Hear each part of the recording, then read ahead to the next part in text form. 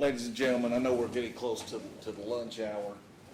I normally leave it up to the jurors. Would you all want to break for lunch, or would you all rather just go straight through and get it over with? Okay. Break for lunch. We made that mistake in December, and we were here till 5. Okay. I would like to go for lunch. Sir? Do we have? I'm just going down the line. See, I want to try to make this democratic. I'd rather stay. Sir? Doesn't matter to me either way.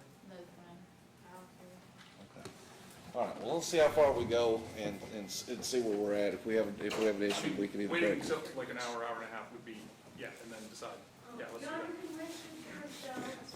Yes, ma'am, I'm sorry. I thought everybody was already gone. Well, if you can stay and watch if you want to, but if you don't, you can go on home. Don't forget, the 18th.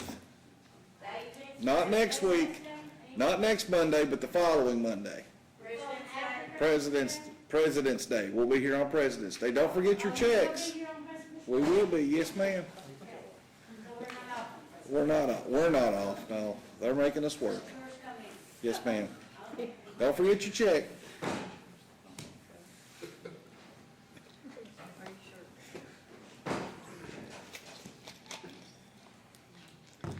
Anything else?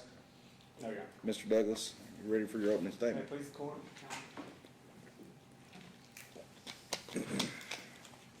All right, folks, now we can get to the meat of this thing. Sorry for the delay. I'll try to make my proof as short and concise as possible. You know, we've sort of cut up, joked around a little bit this morning, but this is a serious case. You know. Driving under the influence can hurt people, especially when you're in a big rig. Proof that I'm going to put on is going to show back in February of last year, right around this time, February 20th, the defendant, Ms. Kendall, was driving a Peterbilt in Bell County. The officer sees her cross the center line several times, pulls her over, notices some erratic behavior. Her eyes looked, he'll explain it. I believe he described it as bloodshot. She makes a statement to him. These are her words, not the trooper's words, not mine. I shot methamphetamine and I smoked methamphetamine prior to driving this truck. Her statement, folks. He gets her out, gives her 3 field sobriety tests. She fails 2 of them. Stand 4 seconds, she couldn't do it. Couldn't walk a straight line. He then puts her in the cruiser, takes her down to Pineville, gives her the opportunity to take a test. She refuses to take the test. At that point, he arrests her, takes her to jail for DUI. Serious case, you can hurt somebody in a big rig, folks. This is very serious. I ask that you listen to the evidence. You know, we live in a CSI world. We tried to make this case a CSI case, tried to give her the opportunity to take the blood test. She refused. What I said to you in the beginning rings true throughout this case. You know, no matter what evidence you hear from the other side, what cross-examination you hear, you don't lose your common sense when you walk through this courthouse. I thank you for your patience, and again, I'll try to be as brief as possible. Mr. Forman? Thank you, Your Honor.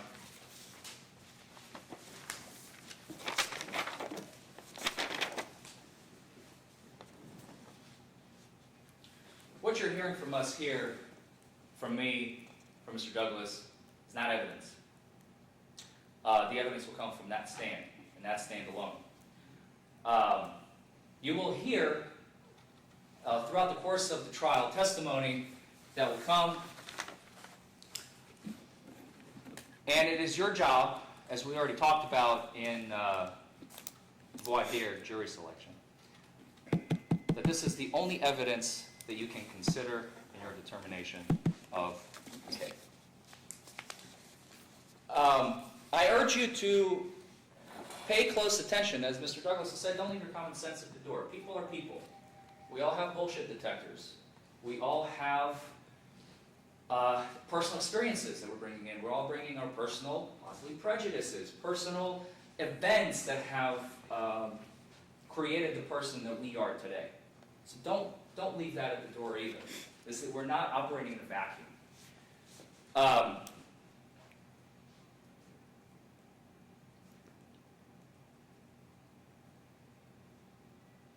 Hollywood likes to use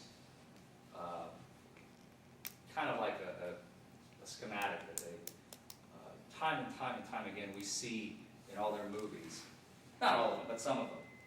Sometimes you have a person, for about 98% of the movie, you suspect they're the culprit. Whole movie is articulating, bringing you to one simple conclusion without any question. That's the culprit. But in the last 2 seconds of the movie, there's a shift. What the hell just happened? Right? We've all seen that.